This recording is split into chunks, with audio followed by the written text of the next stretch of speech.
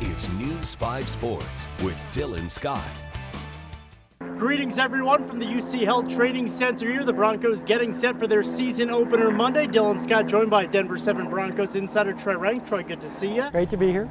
Always exciting, the start of a new season, and for you watching these Broncos, kind of how do they look getting set for 2020? Well, my optimism was increasing, and then all of a sudden all the air went out of the balloon. It was siphoned out with Von Miller having ankle surgery and likely out for the season, and then Courtland Sutton right before our eyes in practice this week hurting his shoulder. So really those are their two best players.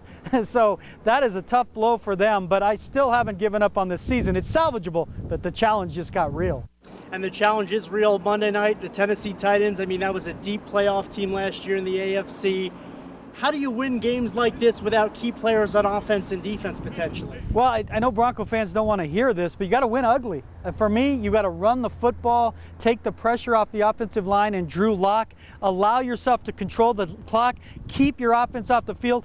If Drew Lock throws more times than Ryan Tannehill, they lose. I mean, it's that simple. So if he's throwing 35 times, they lose. But if Phillip Lindsay and Melvin Gordon can grind the clock and be effective on the ground, I think that's the key to an upset.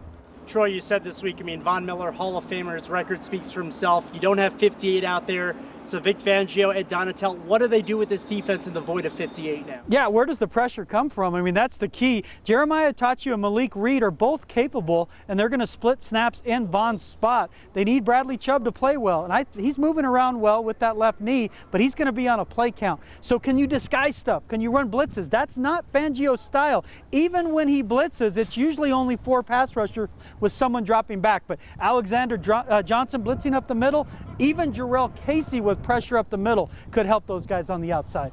And you mentioned Drew Lock in this offense. I mean, it has to be a lot better than 28 this season. They've added some weapons in the backfield, at wide receiver, in the draft. How much better could this offense be here in 2020? Well, they scored 17 points a game last year overall, 21 under Drew Lock. I believe they could score 23. That's if Courtland Sutton is healthy. I would tell fans, be patient. The first few weeks, it could be clumsy because of the fact no preseason games with a young offense. But for me, if they can get to 23 points per game on average, they will win 9 games and be a playoff team. Right, there you go. Broncos season just days away. Denver 7 Broncos Insider Troy Renck. Troy, as always, appreciate the time. That is Look at Sports. We'll be right back.